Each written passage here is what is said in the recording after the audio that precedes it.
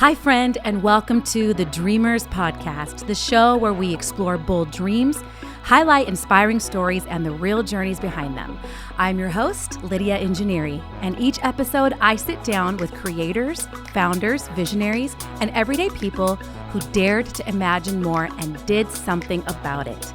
This isn't just about success. It's about the setbacks, the turning points, the late nights, and those moments when quitting felt easier than continuing. So whether you're building something new, standing at a crossroads, or simply searching for inspiration, you're in the right place. So take a breath, lean in, and let yourself dream a little bigger. This is the Dreamers Podcast.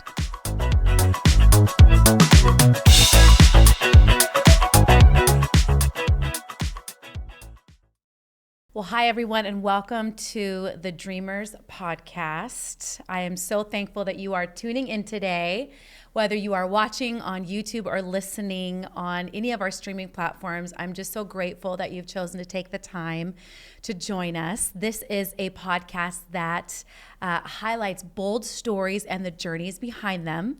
And today, I am so honored to have my friend Jonathan Feldstein with us here in the studio in Spring Hill, Tennessee, all the way from Israel. He is here doing kind of a tour that he does pretty often of connecting with friends of his ministry here in the United States. But we get to have Jonathan today in the studio. So welcome, Jonathan. It's a delight to be here so much. It is so good to have you. Let me just take a moment and explain to you who Jonathan is. First of all, he is a friend. He is a friend of mine and Scott. And I was trying to think back on how long we've known you, but it's been about a decade, I think. Maybe even more. Maybe even more. And we've had the privilege of being able to connect with you almost every time you've been to the States. These last couple years, it's been a little bit more difficult to connect just with everything we've all had going on, but we've had you in our home. Yep. We have been a part of your podcast and your recordings. Just had the privilege of getting to know you, receive from you, and just be part of what you are doing. But you are, first and foremost, and most importantly, you are a husband, you are a father, you're a grandpa, yes. And we're gonna talk about your family. We're gonna get to know your family. But you were born in the United States, immigrated to Israel in 2004. Correct. And don't worry, you are gonna hear Jonathan's story. I'm just giving a little bit of background. But you have become a respected bridge between Jews and Christians, and you serve as the president of the Genesis 123 Foundation. So what I would like to do is, honestly, I don't really want to waste much time on introductions. Okay. I think you're going to do a much better job of introducing yourself and what you do. But take us on a journey of who you are and what you do. Fill us in on your family, your passions, and what inspired you to be this bridge. Yeah, thank you. It's a pleasure. It really is. So fun to have you. It's not, the cameras and the microphone, that's all nice, but I'm just getting to enjoy being with my friend Lydia. Yes. So it's great. Like you said, I moved to Israel. The Hebrew phrase is made aliyah, which is a spiritual and physical elevation in 2004. But I grew up in New Jersey, studied at Emory, and then moved back up north so I could meet my wife. Wow. Who I met in 1991, and we started our family together in 93. Okay. And now 6 children, yeah. 3 married, and 5 grandsons later. Wow. We're still going strong, and it's amazing. But for me, I grew up in a largely secular Jewish home. Mm-hmm. My mother was not a particularly religious woman. The home was not rooted in Jewish traditions, but Jewish culture. And my father, I refer to as an original Palestinian because he was born in what was then called Palestine in 1937. His parents, fortunately, were able to have fled from Europe in the early 30s. Most of the rest of their families who stayed behind didn't make it out during the Holocaust. And my father, in 1937, when he was born, until May 15th of 1948, when he became Israeli, my father was one of about 600,000 Jews in the land who were referred to as Palestinians. And nobody referred to the Arabs as Palestinians. We can go in that direction, but that's a whole separate conversation. And my father also gave me a name that he could never pronounce because he never got the TH thing as an immigrant to America, and always called me Jonathan. So when he told me to go do my homework or rake the leaves in Princeton, New Jersey, you don't ever stop raking leaves under oak trees. You can never put your arms around. Right. Or shovel snow when there were leaves were off the trees. Yeah. It was always Jonathan do this, Jonathan do that. And my identity was Jewish, but my identity was also Israeli. And even though I had never been until I was a teenager, and God, it's so funny to think about it. When I was about 15 was my first trip to Israel. I had never dated anybody. I wasn't thinking of a family, but I understood that I had a responsibility to pass along this rich, thousands of years old Jewish tradition. And if I didn't give my kids more than I got, then I would be watering it down. Yeah. So that began my spiritual journey to become an Orthodox Jew, observing the commandments, keeping Shabbat, kosher, and all the things that go along with that. And now, as the father of 6, ranging from 33 to 20, they have all eclipsed me in the knowledge and the faith that they take for granted, because that's how they grew up. And that's amazing, and that's what I wanted in my life. Yeah. But from when I was a kid, and I understood that I needed to give more, I also understood that I wanted to raise my children in Israel. Israel is the best place that I know to raise a family. And it's remarkable. And my kids now thank us so much for making that move. And when I met my wife, she also, from a similar age, had the same vision to be married and live in Israel. That's amazing. Yep. And other than all of the other initial attraction things and magic that goes on, we knew that was the right thing. So all of our kids have Hebrew names, she likes to say, because we wanted them to only be comfortable in Israel with their names. And it's funny, there's a phrase in Yiddish that's translated loosely, man plans and God laughs. But my wife had the idea that we were going to move to Israel within the first 7 years of our marriage, so our kids would be young enough and the transition would be easy. Wow. But God had other plans. Yeah. And 30 years ago, my father got sick and died, and that was a trauma and kind of delayed things. But eventually, God put us on the path that we belonged on. And so it took us till 2004. Okay. Yeah. So much of me wishes we had done it earlier because it's so remarkable. Yeah. But most of me also realizes that it was at the right time. Yeah.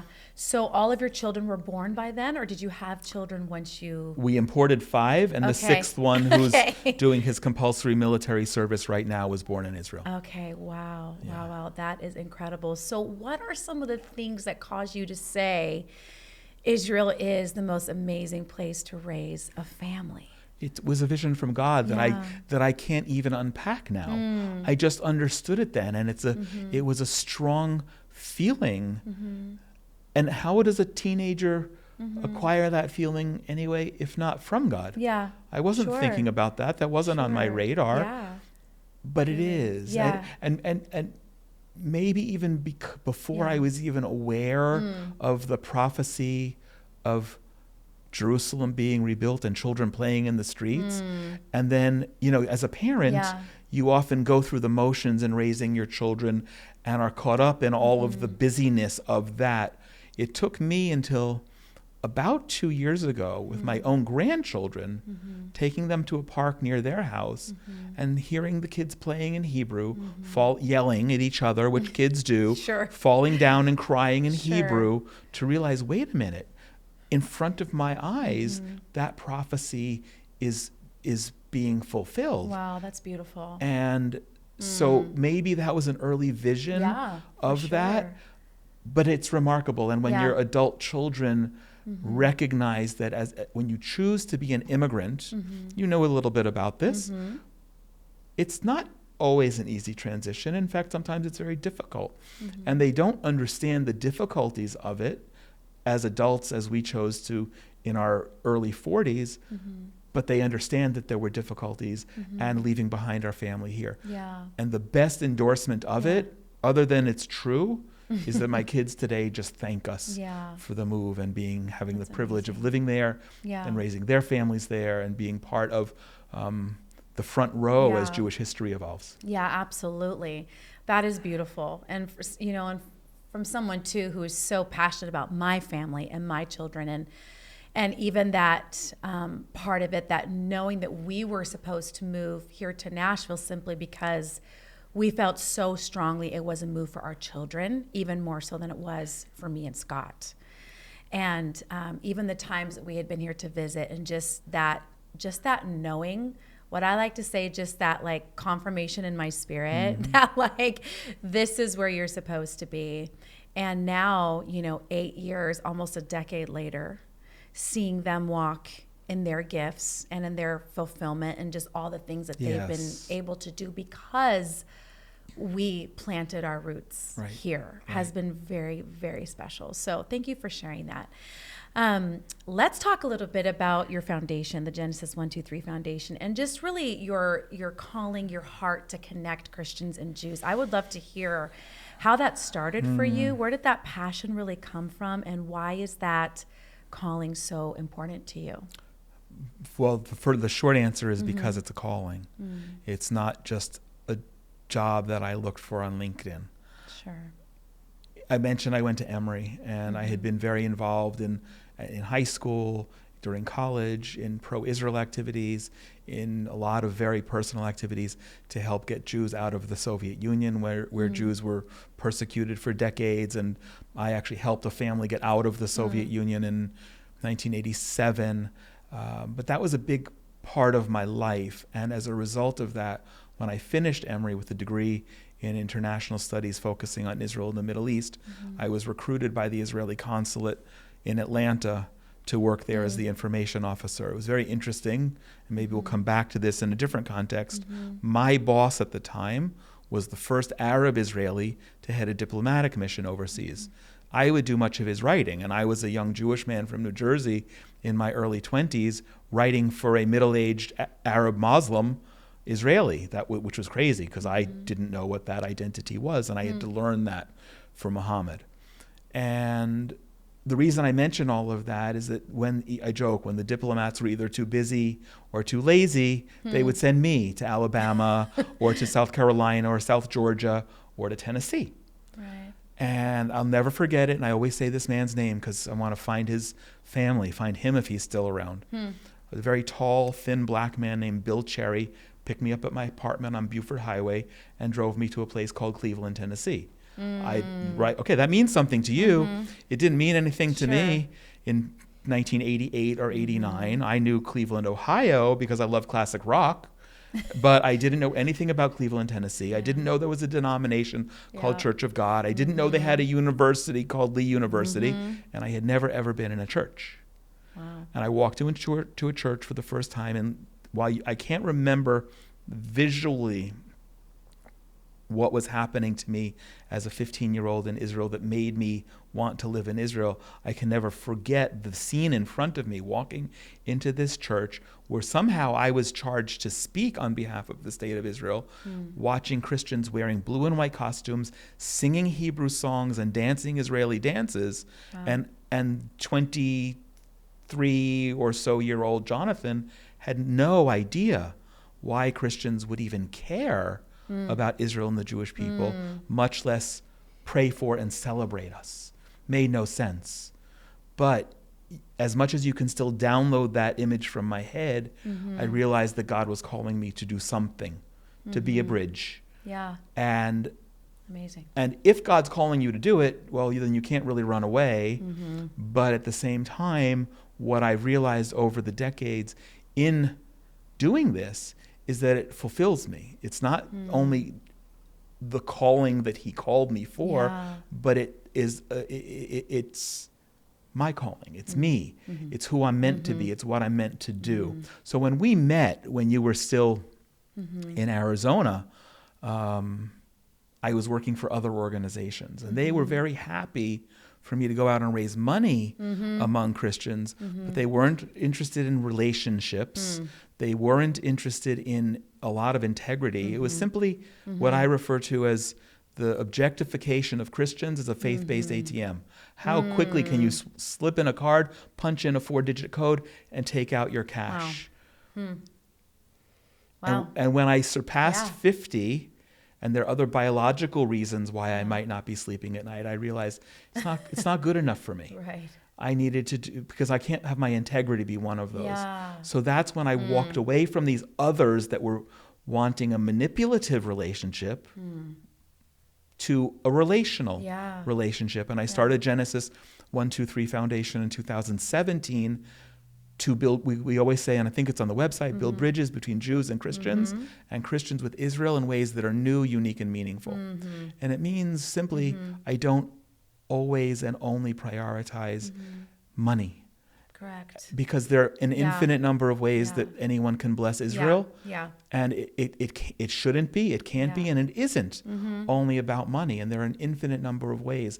And we have to build up on that. And as evidenced by 22 or 23-year-old Jonathan, who had never been in a church before, there are a lot of barriers between us historically as Jews and Christians. Forget theologically, just the history. Yeah. And those need to be overcome. So it's a gradual process, but it's something for which I articulated 2.5 years ago when my oldest son got married. I never want to retire from. As long as I have the breath. You can't retire from something that's your passion. Oh, hang it up and play golf? You no can way. try, but it'll hunt you down and pursue you. No. But yes, I agree with that. Yeah. Well, and I can just attest you to this relational side of you, because honestly, I think that's been the part for me and Scott and for Awaken that's been such a draw that has caused us, really, in full transparency, to want to continue to cultivate our relationship with you and to connect with you if we're here whenever you're in town. Of course. Because it has always felt so genuine and heartfelt. And no, this is truly my passion. And you have made that very clear from day one, and you have lived that. So thank you for that. And I know from me, I have just learned so much just from being around you and just from listening to you and your stories and your insight and your input and just also all of the creative ways. You are a very creative person. Thank you. And I would love for you to talk a little bit about how Genesis 123 Foundation has enabled you to use that. I'll just say it like I see it, your creative anointing, really, to fundraise and to get people involved. You have had some amazing initiatives over the years that we have gotten to be part of, even like your Run for Zion and just all these things. So what are some of the initiatives that you have done or even that you're currently doing? What have maybe been some of your favorite ways to bring, recognition, enlightenment, just understanding to Christians about how they can partner with Israel? Thank you. I'm sure I'll miss some things. Sure. Just anything that comes to mind. But when you talked about fundraising, the first thing that came to mind are the absolute non-fundraising things. When I launched in 2020 during COVID, when I launched what's now my podcast, then a webinar series called Inspiration from Zion, it was simply meant to connect people who couldn't come to Israel. And we didn't know in 2020 how long it would be before borders would be opened and people could come. So I started the webinar series, which a year later I was invited to spin off as a podcast in the same name.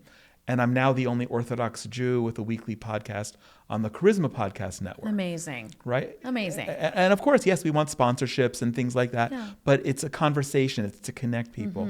The other thing that isn't about fundraising at all, but began that year, are the global prayer events that we've done virtually. The first one I've ever done, and it's crazy that I just leapt into it, became a 13-hour live prayer event beginning in China with people from underground churches praying for Israel with their faces exposed in Chinese, and then moving west, India and Israel, and then Africa and Europe, and then hopping over the ocean and doing all the Americas.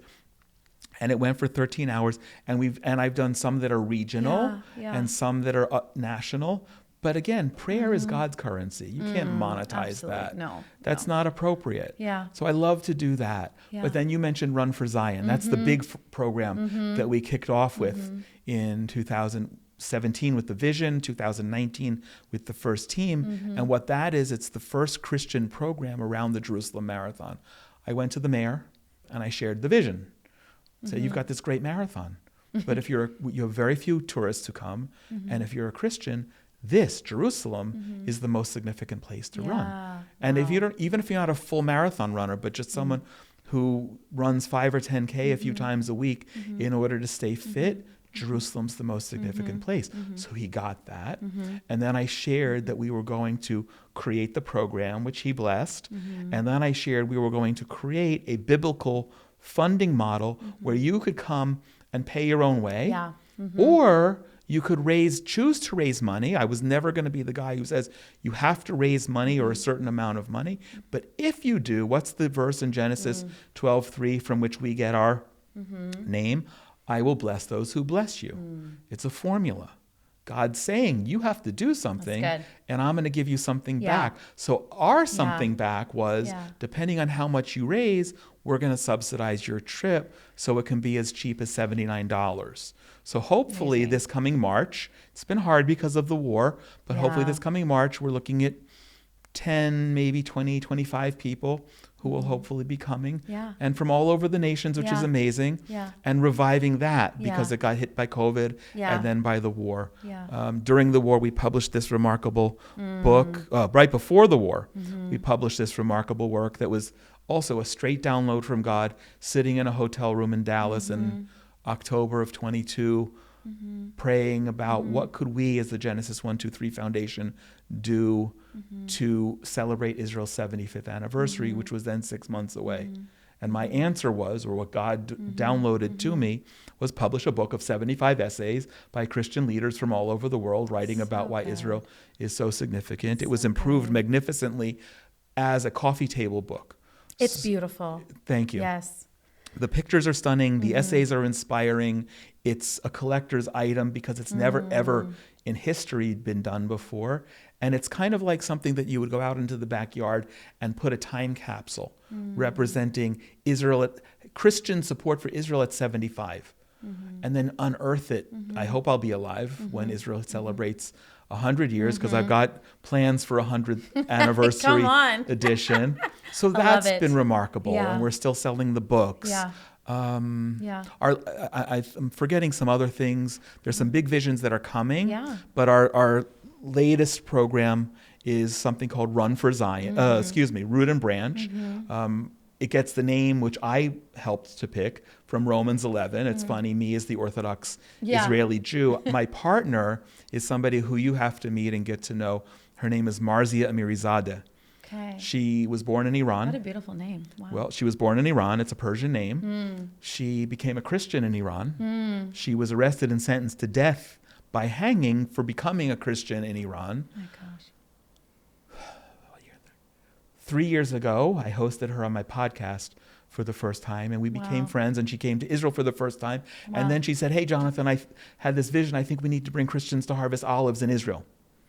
And in 2024, we brought our first team for Root and Branch to harvest olives. Now get this, not just picking olives from someone's orchard, from wild olive trees, as in the verse in Romans 11. And it was Christian volunteers harvesting about a ton of olives. We pressed the olives in a Christian olive press. And now we have available anointing oil with amazing biblical fragrances. It smells so good too. She came up with the scent. She put that together. It's biblical fragrances. One of the things that's and I didn't know this, is spikenard, nard. Spikenard, which Mary used to wash. Spikenard, right? Yes. To anoint Jesus' feet. That's in here. Yeah, that's amazing. She picked all of that. She's got such great taste. So she's an Iranian-born American Christian. I'm an American-born Israeli Orthodox Jew, and we're partners. And we've now just completed our second year of harvesting. We have a bunch of oil to turn into anointing oil, massage oil, and hair products, and all kinds of other things. And then when we sell this, the purpose is to bring the proceeds to be a blessing back to Israel for soldiers and at-risk youth and Holocaust survivors and families who've been impacted by the war, et cetera, et cetera. Let's just pause for a second, because I am so moved and inspired by your creativity. Thank you. And just everybody listening, whether you're watching, listening, I don't want to move past some of the things I've heard here in the last 5 or 10 minutes you say. You said, I had a download, I had a vision from God, and knew that I needed to collect these essays and these pictures and create this book to help people understand all of the beauty and the amazing things here. I met this woman. This is her story. She had a creative idea.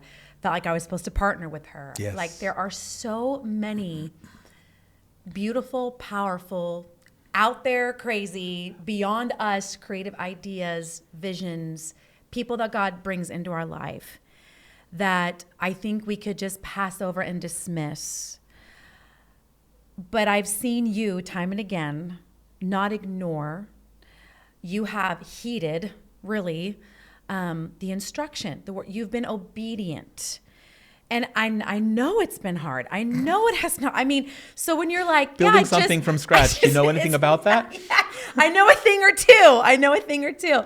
But you said, I went to the mayor and just asked. And I'm like, did you know the mayor? Did you just walk into his office one day? It's just like, I just feel like, nothing will stop you from just pursuing and a lot of creatives listen to this podcast. My audience is full of creatives, full of entrepreneurs, but I don't want to move past this. I really would love to hear, let's segue just for a second. Okay. And just, have you always been creative, like in this way, passionate about, hey, I have this idea and I'm going to develop it, and this is what I'm going to do, and this is who I'm going to ask to partner with me, and these are the people I'm going to go, because you know everybody. I mean, at least from my perspective, you know everybody. Every time I'm with Jonathan, this is what he says: I have this friend that you have to meet. But that's your heart, is to connect. So yes. How did you start, I guess, just with all this? I mean, this is a loaded question, but if you are able, how did you even discover this creativity in your own self and just come to that realization that I'm just going to do this, whether how impossible it looks or feels or seems, though I may not know this dignitary or person that I need on my side in order to do this marathon in Jerusalem, like, how did you move past some of those barriers? Or have you even felt like creativity was a barrier? Oh, no, a lot of barriers. Yeah. I could write a book about all the barriers just in publishing this book. Really, Sure. really. And we'd be outing some people for really being Yeah. disappointing. Give us your nuggets of wisdom on creativity. I appreciate you observing it and saying it. I think in this case, it takes someone looking at the forest outside the trees, because I guess I am. I'm not disagreeing, but I don't think of myself as that. And I can't think, my mother was super creative and very artistic. And my father, my father was super creative and a brilliant scientist. And in his short life, between when he finished working for RCA and had a patent for RCA in what became the world's first video disc, which then became our CDs and DVDs. Holy cow, what? My father had the patent for working for RCA at the time in the early 70s. And then he had a vision to start his own company. And between the early 70s and when he died 29 years ago, he had 81 patents to his own name. Holy cow. He died at 59. That was pretty remarkable. So creative, I guess maybe there's something genetic, and I've never ever explored this conversation. Yeah. And I don't know if I'm, I guess I am, okay, I received that, but I think of myself, I remember some job interview I had years ago, someone asked me my greatest strength and my greatest weakness. And I answered with the same word, my impulsivity, because it can be a great strength and it can also be a great weakness. So when I was a teenager, I think the first place that this demonstrated itself was when I was learning about the plight of Jews in the Soviet Union, and I knew I needed to do something to be part of the modern exodus of the Jewish people, let my people go. Wow. Wow. Wow. It's really funny what I vision, and I'll share it with you. Not a lot of people know this. I adopted a family.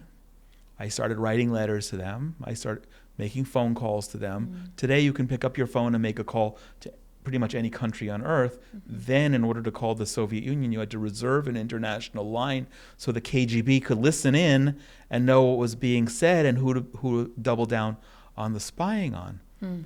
Long story short, in 1985, I went to the Soviet Union for the first time by myself, on a tour. I was 20. Wow. I don't know how my parents allowed that because we didn't have phones. I was out of touch for a week and a half or something like that. And the things that I was doing could still have me in prison in Siberia. But the thing that I did that was so bold in 1985, within half an hour of meeting my adopted family, the family that I adopted to get out of the Soviet Union, I proposed marriage to the oldest daughter in order to get her U.S. citizenship, which is illegal. You did that? I was going to marry her to get her U.S. citizenship, understanding the full weight of the law, financial and jail time. If they caught us, now you can just walk. You used to be able just to walk across the Mexican border. Yeah. But yeah, I understood that. And it's because of that and my activism that we believe that they got out. And I don't think of it such as creative. I come up with an idea and I'm relentless until I'm beaten down. There is a project, and I'll invite people to check it out, which did beat me down recently. And it pains me because it's so creative and it actually is the only solution for peace in Gaza. That Solution for Peace in Gaza, which is at solutionforpeaceingaza.com, is a Christian solution. It involves 100,000 to 200,000 Christians going into Gaza to work for a generation or two to rebuild Gaza and share the love of Jesus and bring people to a relationship with the Creator, with the God of Abraham and Isaac and Jacob, and through that to change their hearts. And in changing their hearts, and only through changing their hearts, can there actually be peace. And I've been threatened over this idea, threatened more than ever before in my life. And I've kind of embarrassingly put it in the back burner and taken a back seat and said, okay, God, you're really funny to download this to an Orthodox Israeli Jewish settler to try to find an actual solution for peace in Gaza. But this one I kind of have balked at, even though it's a passion that I have because it's something about which I truly believe. So my nugget is, if people have an idea, run with it and be relentless. And I didn't have to marry my fiance from 1985 because they got out. But if I can come up with a wacky idea like that, or putting together a book like this 6 months before Israel's 75th anniversary, then anyone can do anything. Yeah, amazing. I'd love to talk a little bit more about your family. Sure. You have adult children now, and you said 5 grandsons. Yes. Amazing. I bet they're little cuties. But your sons serve in the IDF, Israeli Defense Force. Clearly, with everything that has happened with the war and the tensions and the continued tensions, and talk to us about what this has been like, as you have multiple sons and son-in-laws that serve. What has this been like for your family? What are the emotions that you have felt? Are they married? How has it been for their spouses, for their children? Just talk us through, somebody who's lived through this war and literally have bombs flying over your head. Literally. Knowing that your sons are on the front lines, this is something that the majority of us can absolutely not relate to. Right. And have no idea what it's really like. So would you let us in? Lot of places to go. In terms of the literal bombs flying over your head. So yeah, that's how we woke up that Saturday morning, October 7th, 2023, to air raid sirens. No, nobody in America has ever, few people in America have lived through air raid sirens from the Second World War. But that's not something that people No. can relate to. And we spent that whole morning in and out of the bomb shelter to the point, and you have had teenage boys. My youngest son at the time, who I guess was then 17, decided that he was just going to go to sleep in the bomb shelter, which is my oldest son's bedroom, because he was tired of being waken up every half hour to go back to the bomb shelter. And that's kind of a funny story. During the Iran war, the 12-day war this past June, I would go outside every time there was a early announcement of the air raid siren. You haven't been to my new house yet, but we have a balcony that overlooks Jerusalem to the north and Jordan to the east. And I would point my phone and I would film where I projected the missile maybe coming in from and narrate while this is happening. One time I did it as a selfie, where I was holding the phone on my face and I was narrating into the phone, but because of the glare, I couldn't see what was going on. And then you watch the video, I rewatched it, and at 7 minutes, you see missiles passing behind my head from Iran. That's so surreal and so crazy. Living through this last 26 months has been scary. We've seen miracles. I have a lot of pride, grief. All of my kids have experienced loss more than anyone in growing up in America should have ever faced at their ages. And I could walk through each of them and how many funerals they've been at and how many soldiers they've lost and where they were part of it. My first son-in-law, with whom my oldest daughter has 4 little boys, was called up on October 7th, but his base was overrun by terrorists, so he was told not to come down until it was clear, till it was safe. And I think for the rest of his life, he'll never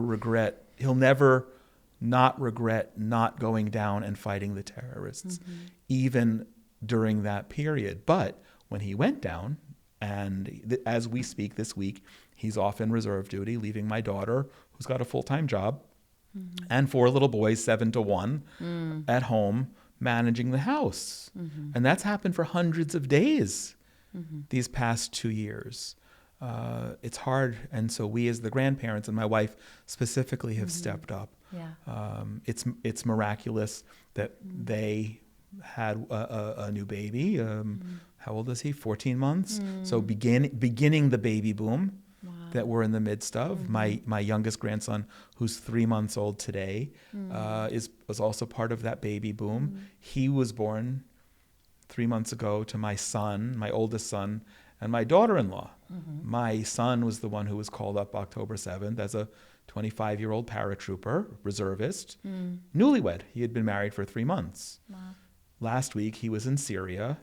2 days later, after he was released from Syria to go home for a couple of days, his unit was attacked. So we're doing a fundraising campaign for things for their unit. And for my daughter-in-law, she's remarkable. But I don't know how anyone equips a 23 or 24-year-old woman to be home alone. And they hadn't even moved into their own place together. She's living in her parents' house with their baby. So all of these things just compound. We're all experiencing, I could go on with my daughter, one daughter whose best friend's brother was killed during the war, and whose roommate, I was on a trip here in America, woke up, it was after Shabbat, Orthodox Jew, I shut off my phone and my computer during Shabbat. I turned the phone back on Saturday evening and discovered that my daughter's roommate's brother had been killed.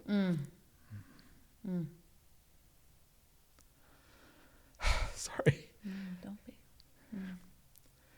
And my immediate thought was, where was my daughter's roommate when she found out? Were they home alone in their apartment? In which case the army came and knocked on the door and terrified the 3 girls? Or was she home with her parents? And it's so selfish for me to be grateful that my daughter's roommate was home with her parents, and my daughter didn't experience the horrific knock on the door with 2 or 3 army people standing in front of you, knowing that someone's been killed. And my youngest son, who's 20, and he's in the middle of his compulsory military service, it kills him that because he has asthma, he can't be in an actual combat unit. Because we're so imbued with love of our country and protecting the country. He has a very important job in a unit that I'm not allowed to talk about, but he doesn't get to go and fight terrorists. And how weird is that as his parents, we share that frustration, even though we know that it makes him safer. And it's one less opportunity that we'll get that horrific knock on the door. So we're all in the midst of trauma, and people talk about PTSD with the P being post, but we're in present trauma, stress disorder. Yeah. And I think that that'll be played out for a couple of decades at least, even in my oldest grandchildren, because they've been through a lot too. They've experienced it. They're too young to really know what's going on, Sure. but they know what's going on.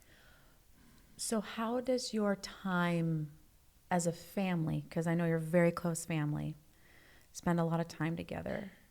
Does it look different now? How are you intentionally, I guess the question is, how are you intentionally loving and spending time together and, in a sense, ministering to your family through this as a dad and as a grandpa? As creative as I may be, I think that my answer is not well enough, but I don't know. I think you only get better by unfortunately having to do it. Sure. I don't know of a self-help book at Barnes and Noble that you can pull off the shelf and say how to lead your family through war. Yeah. Don't know of that. Maybe it's an interesting book to write, but hopefully people won't have to read it. Do you get to see your family often and spend So time all of together? my kids are out. My wife and I are empty nesters now, and all of my kids are out. My youngest son, of course, comes home periodically from the Army, and that's his home base, but everyone else has their own place. For me, the most cherished times are when everyone's together. Last year, when I turned 60, and it was a big year, not because it was 60, but because I outlived my father and my grandfather and my great-grandfather. Wow. Yeah. Wow. So that was a big, and my wife wanted to make a whole big celebration. I'm like, no, I don't want that. I just want all my family together. And for me, the highlight of that, and I can't wait for you to tell me about when that happens to you, was having my youngest grandchild sitting on my lap and he read me a book. Wow. You know what? I don't need to celebrate any more birthdays. That was the pinnacle of them all. So those are precious, and those are not often enough. And I try to be more mindful of that and to be involved more in the kids' lives. It's real hard when I'm traveling in the time zone. It's a real good question. It's one that I'm going to have to pray about more, because I don't think what I gave you is a sufficient answer. Oh, I think it is. I think when you're going through the difficulties that your family is walking through, that's kind of a hard question, but it's clear and evident, the love and what you have cultivated, and really the legacy that you and your wife have built and are continuing to build for your kids and your grandkids. And though I have yet to meet them, I have seen pictures, I have seen videos, I have heard your stories. And so if any of your children or children-in-laws or grandchildren ever listen to this, just know that you have an amazing dad and grandpa and mother and grandmother who love you so, so much. But I know that your family is so blessed. Just from the choices that you guys have made and are continuing to make, and all the things that you are part of. Talk to us a little bit about what life looks like for a soldier, for somebody serving, like specifically your son. You said, he can't, go in and serve, but those who are serving, who need the gear, you mentioned you're doing an initiative to help raise funds for the gear. What are the needs? What does life look like for a soldier right now? I think the biggest, the operative words being right now, is that we're in the midst of a war. People who think that there's peace just because you're not reading about terror attacks or massacres that the terrorists are trying to make happen on a daily basis.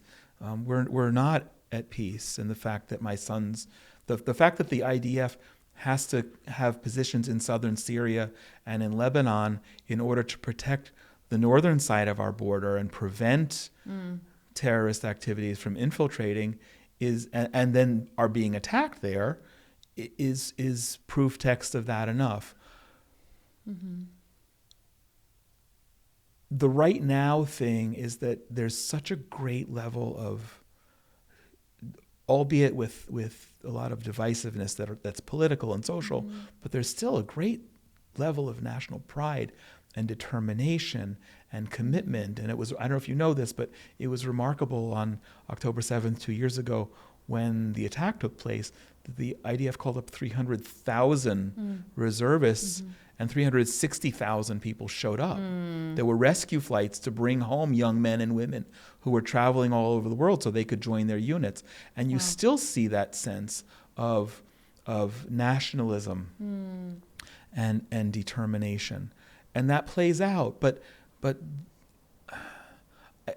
I'm sure many, probably most, and I would say my family included, can articulate very well all of the sacrifices.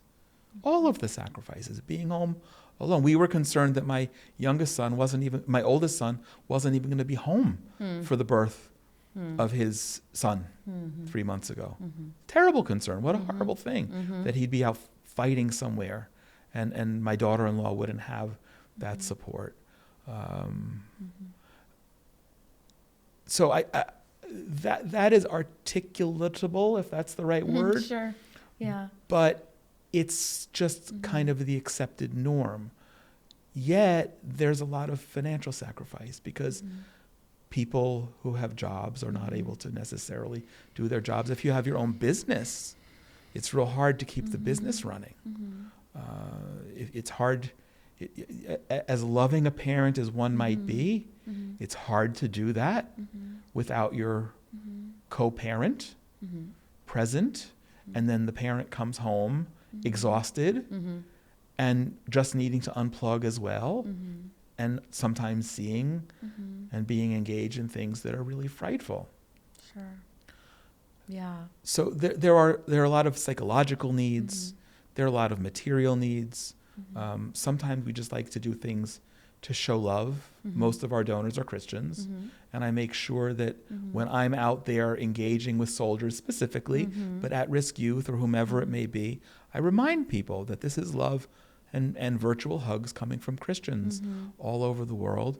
So this past July 4th weekend, we had the privilege of doing a barbecue on an Air Force base for pilots who flew during the Iran war, just to thank them.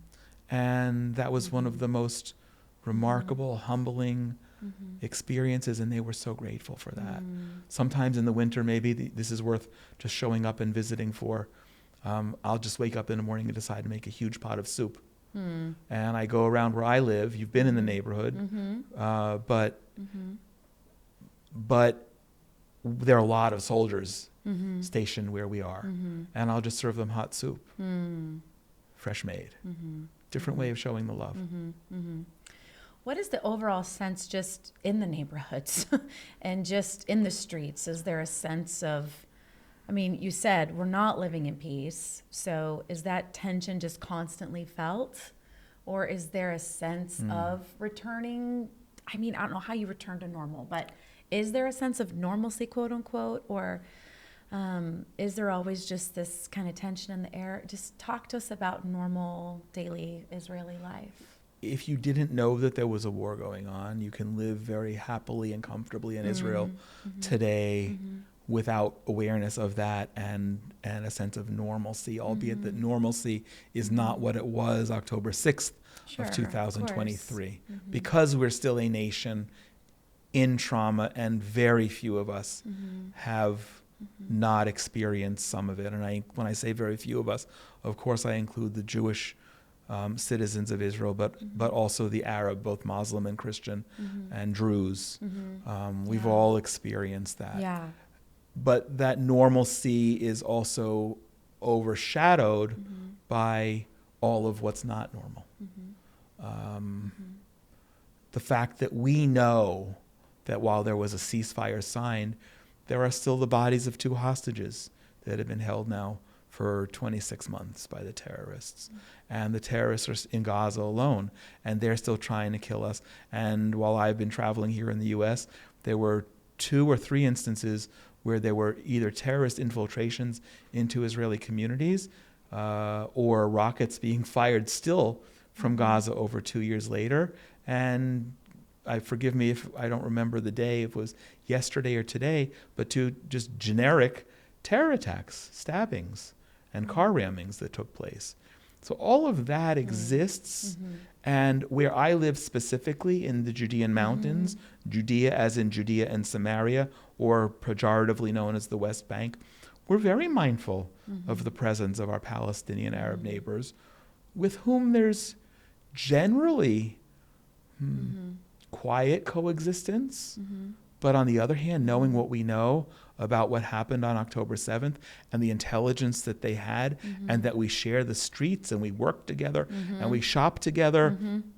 And from my balcony, which you will come visit soon, I will give you my binoculars, and you can see the mural of Yasser Arafat on the elementary school building. I mean, that's crazy. It's sad to me that that's their hero, a terrorist. And that's the best they've got. Yeah. But I can see across the valley this Arab school where every morning we're hearing the beginning of school with verses of Quran. And we know that the Quran doesn't speak so nicely about Jews and Christians. It's tense, but you know what? There are abundant blessings, and we celebrate the blessings and keep an eye over both shoulders. Yeah. This has been an amazing conversation, a very enlightening one. As we wrap up, what would be some final words that you would want to speak to Christians about Israel? Do you have any parting words or anything that you would want to leave with us today? Connect with us. Of course, Genesis 123. .co and all of the social media. Yes, please. How can we connect with you? Right. So Genesis123.co is the website, and Genesis 123 Foundation on all of the social media. And on the main website we have links to the Israel the Miracle and Solution for Peace in Gaza and Root and Branch and all of the other kinds of projects. But when I also say connect with us, it's connect with us, Israel and the Jewish people. Beware, know what's going on. Contact me, be part of the conversations that I'm doing. Host me when I come to America for conversations like this that are personal, that don't have an agenda other than to be honest and to build bridges. Come visit. Come visit, because amen to that. It's not just encouraging for us, and it is encouraging. I really can't speak to that, and I hope we'll get beyond the point soon where tourism has rebounded and it's taken for granted. But right now it's not taken for granted. But come visit, because Israel is your spiritual homeland. And it's the most significant place in the world for Christians. And whether you've been 0 times or 50 times, every time you come and visit, it just adds more dimension to your faith. Absolutely. And care, pray, be knowledgeable. Don't ever assume that I'm not going to go beat up mainstream media. But nuance is hard. Understanding all of the history is hard. I certainly know my history. I lived there. I studied it. It's not just something that I've downloaded or drank the Kool-Aid. Sure. It's biblical and modern historical truth.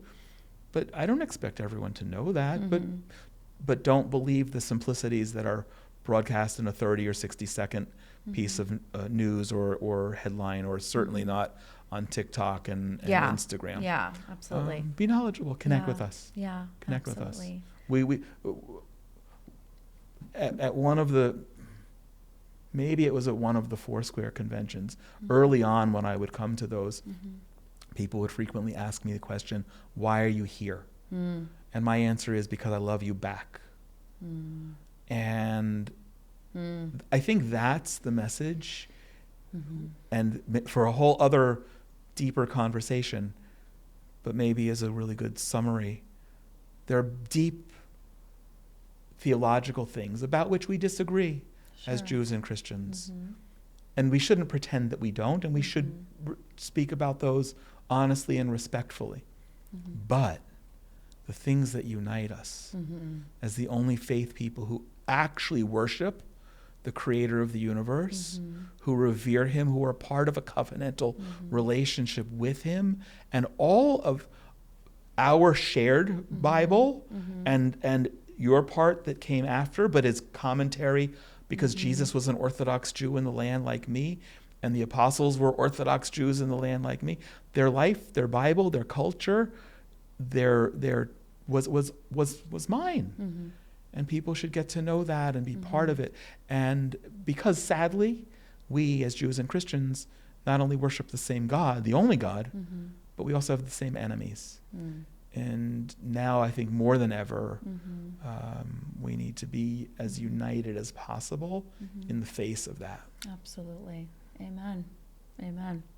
Thank you for your time today. Thank you, Lydia. It's a delight. Thank you for sharing your insights and just even what this has been like for you personally in these last couple of years.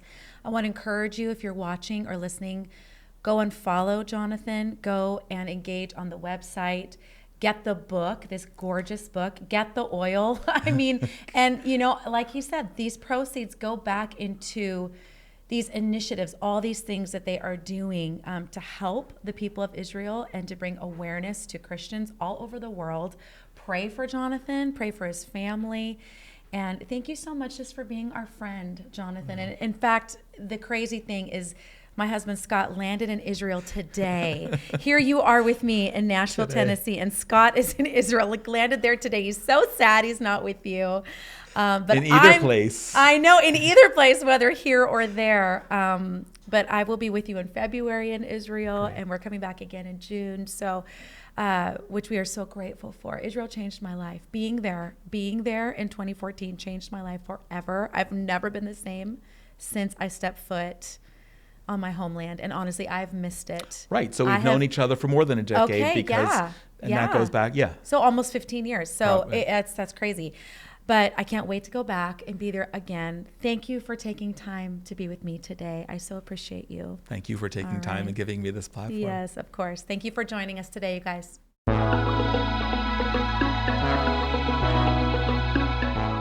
Dreams don't come with a roadmap, only courage, curiosity, and the willingness to keep going.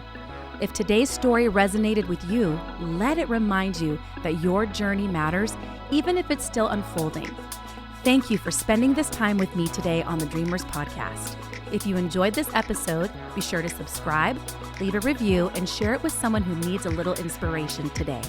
Until next time, keep dreaming, keep moving, and trust that the story you're writing is worth telling. We'll see you on the next episode.